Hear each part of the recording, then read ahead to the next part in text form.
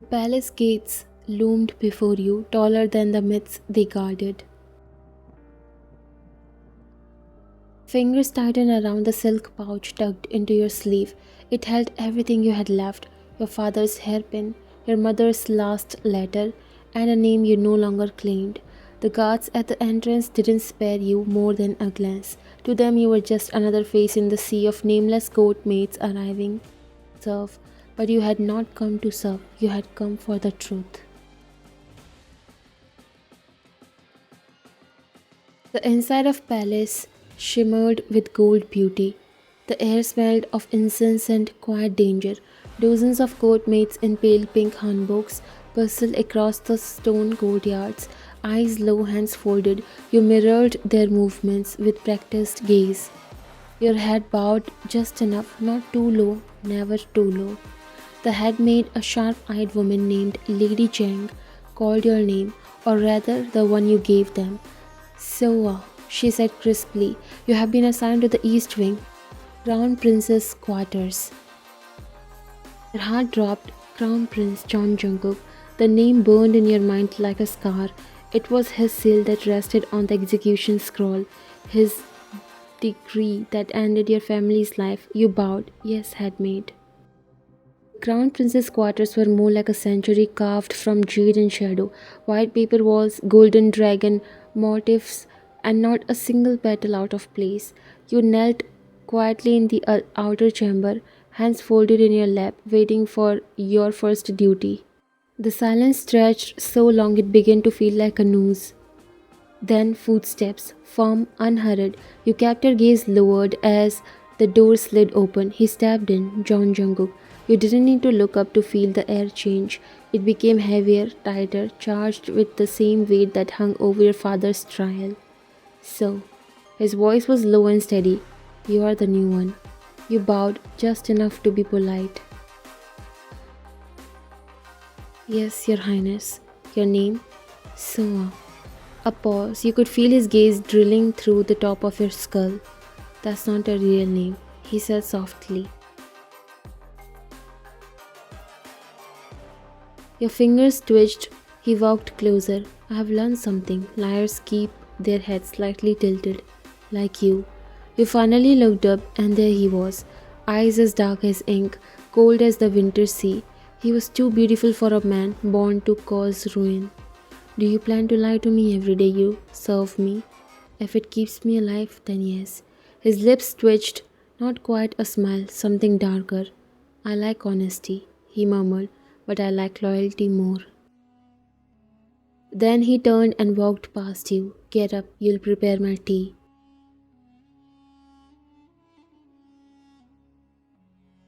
The tea room was so silent you could hear the water boil. You moved with practiced hands, pouring the plum blossom leaves into the pot. You felt his gaze never leave you. This tea, he said suddenly, is only brewed in the south. You kept pouring, and yet you are from the north. How do you know it? You paused. I read about it, Your Highness. In what book? The Garden of Scent. A flicker of something passed over his face.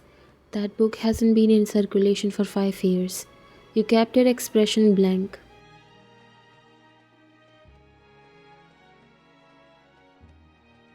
I borrowed it long ago. He leaned back, folding his arms. Interesting. You offered him the tea with both hands. He accepted it but didn't drink. Instead, he said, next time you serve me, remember one thing. You bowed your head again. Yes, Your Highness. He leaned in slightly, his voice close to your ear. I always find out the truth.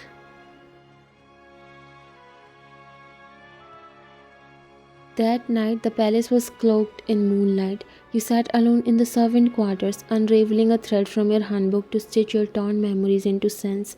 Every face in the palace held secrets, but none more than him. Why hadn't he exposed you yet? Why hadn't he had you dragged out and punished? Was it a game to him? You remembered your father's voice, soft and sure.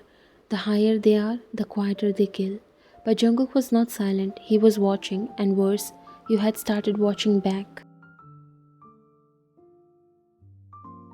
A week passed, you remained obedient, invisible, until the day you followed him to the royal library with a tea tray in hand. He dismissed the other servants. Leave it there, he said without looking up from his scroll.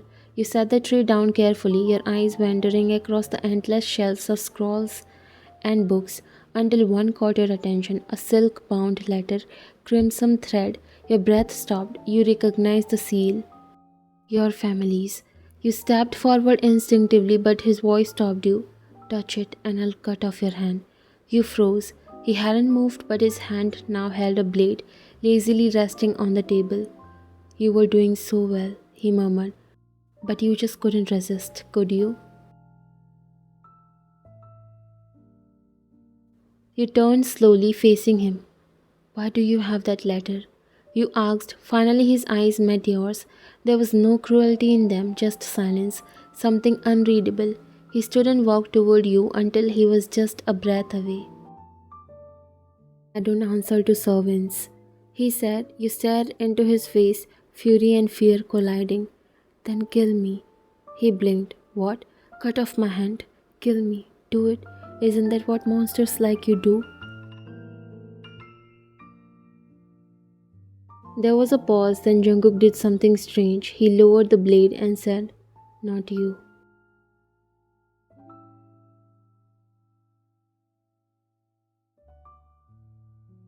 Later that night, thunder rolled over the palace rooftops. Rain poured, cleansing and cruel. You ran across the courtyard, soaked and breathless, when you saw him standing under the eaves of the east wing, watching the sky like it owned him something. Then without turning he said, You hate me? You froze. Yes. Good. He said quietly, I deserve that. You stepped forward. Then why didn't you report me? Silence fell. When he finally turned, his eyes met yours without defense, because you remind me of someone I couldn't save. Your breath caught, the rain fell harder. He looked away. Go before someone sees us. But you didn't move, and neither did he.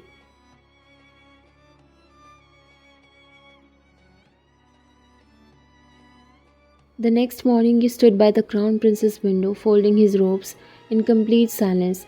The routine had become strangely familiar, polished silence, muted breathing, the scent of ink, sandalwood, and lingering rain from the night before. Jungkook sat at his writing desk, his jaw tight, eyes flicking over scrolls. And yet he hadn't said a word to you since last night. Not about the library, not about the dagger he almost used on you, not about the moment you didn't dare name. You stole a glance at him. His robe hung loose at the neck, a deep bruise blooming on his collarbone. From what? A fight, training, or guilt?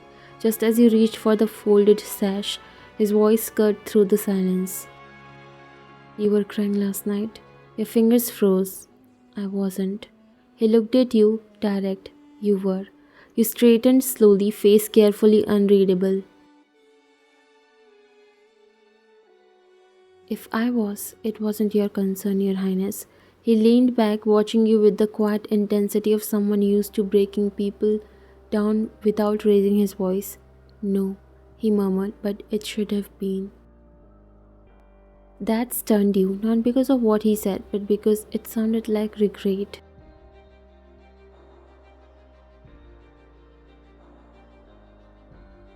By evening, the palace was buzzing. A court maid had been found dead, face bruised, tongue blackened, body collapsed outside the crown prince's garden. Whispers spread like wildfire. She drank something. No one saw her enter the east wing. Poison or punishment? You heard the murmurs as you scrubbed the courtyard stones, and then you heard something worse. She served the crown princess tea yesterday. Your stomach dropped.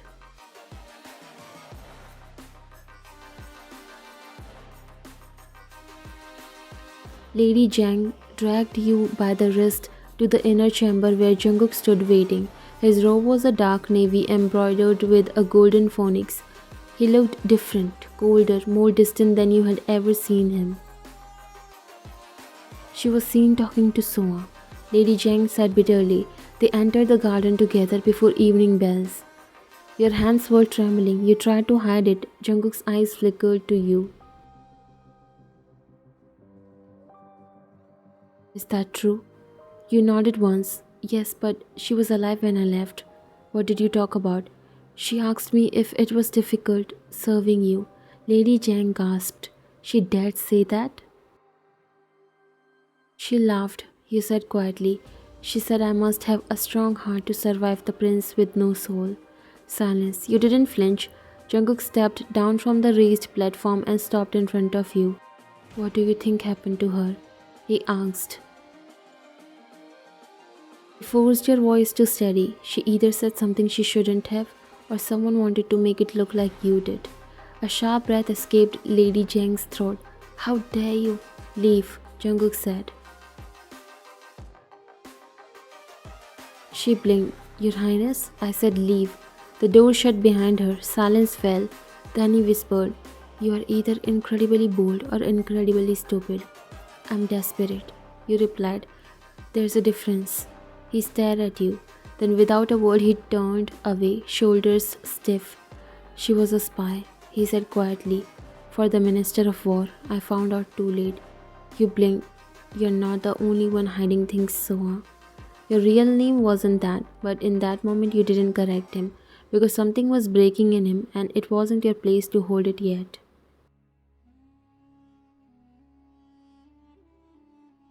Later that night, you returned to the library alone. You knew it was foolish, dangerous, possibly fatal, but you couldn't stop yourself.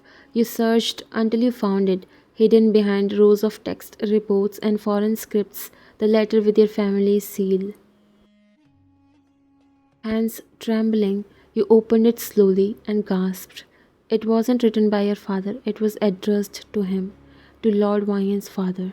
The prince knows. He tried to stop the order, but they overruled him. Do not blame him. He was a pawn too. H. H? Who was H? You turned to the signature, but before you could read it, the scroll was snatched from your hands. You spun around, heart in your throat. Jungkook stood behind you, no expression, no anger. I warned you not to touch that. Your voice cracked. You knew they were innocent. I suspected. He said coldly, but I was 17. I had no power, no proof. You still signed the order. I was forced to choose between signing or having my own tutor executed. You stared at him. It wasn't an excuse, but it wasn't nothing either. I hate you. You whispered. He stepped closer. Then hate me, but don't lie to yourself.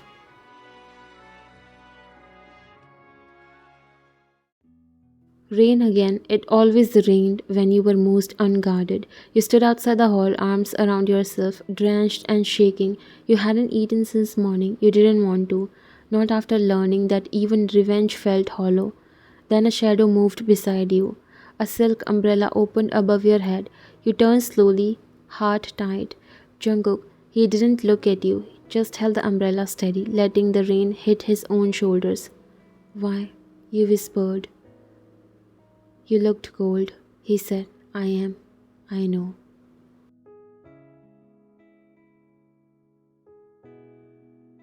You closed your eyes. Why are you being kind to me now? His voice came low and broken, because every time I look at you, I see the part of me I lost when I signed that paper.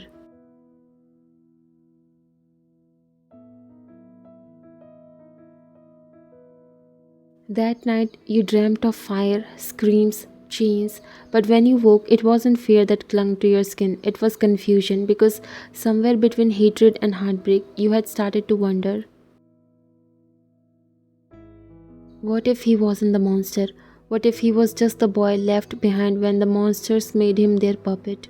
You should have run, but you stayed, and in doing so, you doomed your heart.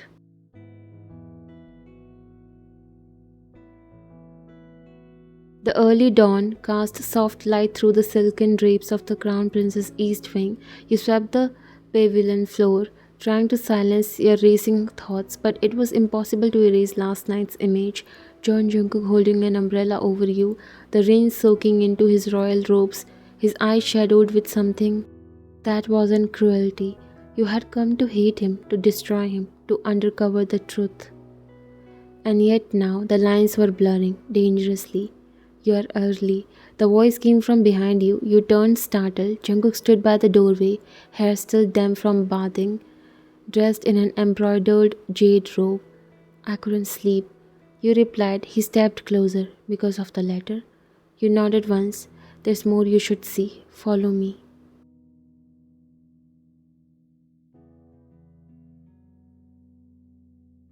He led you through a path no maid should ever walk, behind the royal library, through a door carved into the stone wall.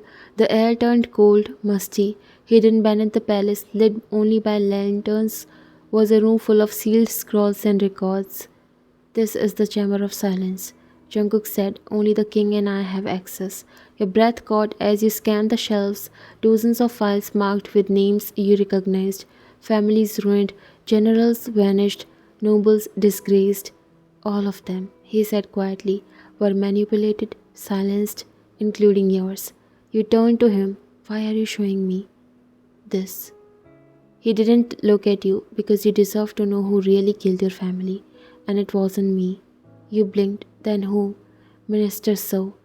He said bitterly. Your father discovered he was funneling funds to rebels. He was silenced before he could speak. I found out too late. Why tell me now? He met your eyes because I don't want you to spend your life chasing a ghost while the real traitor still breathes. Something in your chest cracked. Days passed, your duties continued, but everything felt heavier. He didn't treat you like a maid anymore. You brought him tea and he asked about your dreams. You folded his robes and he asked if you ever regretted staying. Every day you answered. But when his fingers brushed yours accidentally that afternoon, you didn't pull away. He noticed. He didn't speak of it, but that night he left you a silk scarf outside your room. You recognized the pattern. It had belonged to your mother. You wept into it. Palace celebration came, lanterns floated across the pond, music echoing under the stars. Servants were allowed to watch from the lower gardens. You stood among them, heart aching. Then a hand touched your elbow. You turned and gasped. Jungkook stood beside you, unguarded, robe simple. You shouldn't be here, you whispered, neither should you. He replied, then for the first time he reached for your hand, not forcefully, not by accident, willingly, fingers laced, warm and steady. For one night, let's not be prince and maid, just two people trying to survive this world. You nodded and didn't let go.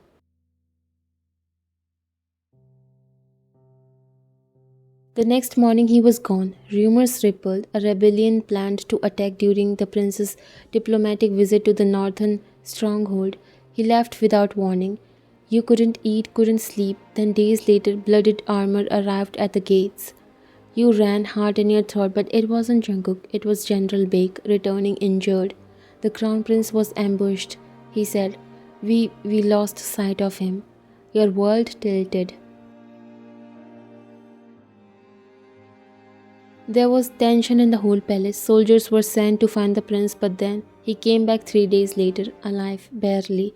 You found him in his chamber, robe stained, shoulder bleeding, his usual elegance shattered. He was sitting on the edge of his bed, struggling to untie the blood-soaked sash around his waist. His hand trembled and his skin looked pale against the red. When he looked up and saw you, a faint smirk played on his lips. You look angry. He said, his voice was hoarse. You walked straight to him. I thought you were dead. He chuckled softly, wincing at the motion. Did you cry for me, my maid? Slapped him. The sound cracked through the room like lightning. His head turned slightly from the impact, but he didn't react with anger. Then before your pride could stop you, your arms moved on their own. You grabbed his shoulders and he groaned softly in pain. You pulled him into your arms. You held him. You could feel every broken breath that escaped his chest, every beat of the heart you once wanted to stop. Now all you wanted was for it to keep beating. Why didn't you send word? Why did you let me believe? He leaned against your shoulder because I didn't know if I would make it back. Your fingers tightened into the fabric of his robe. You idiot, you selfish, arrogant prince. His voice was barely audible. I kept thinking of you. Every time I closed my eyes, I saw your face. That night under the umbrella, your hand in mine at the festival. You pulled back slightly, just enough to look into his eyes. He was in pain, but there was something soft in his eyes. You can't scare me like that again. You whispered, I won't. Murmured, not unless you promise you'll be the one I come back to, always. And even though you had no crown, no power, no reason to believe in a future for the two of you, you nodded because somehow, despite the storm, despite the blood, despite your history, he had become your home.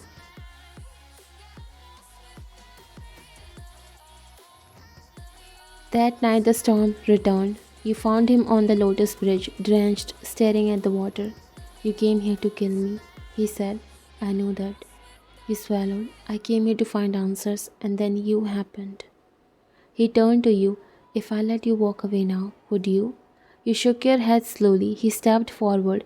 Fingers gently cupped your face. Then stay. But don't stay as a maid. Stay as someone who sees me. You closed the space between you and kissed him.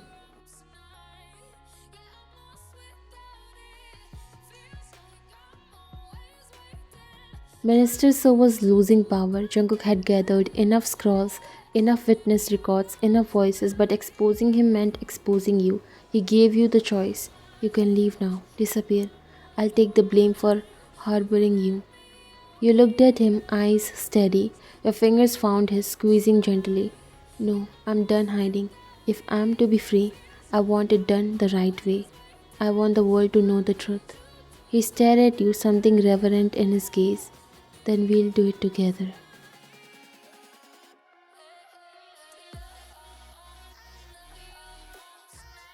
In front of the royal court, Jungkook presented the truth, letters, records, and you. This woman was marked for death because she was the daughter of a man who knew too much. I let it happen. I will carry that shame, but I will not let it continue. You stood beside him, spine straight, chin high, gasps echoed. Minister So rose to defend himself, but the proof was irrefutable. The court ruled against him. He was arrested that very day, and you were free.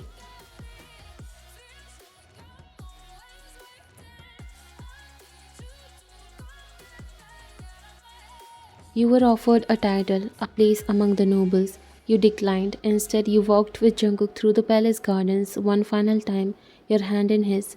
Where will you go? You asked. Anywhere without walls, anywhere you can finally breathe.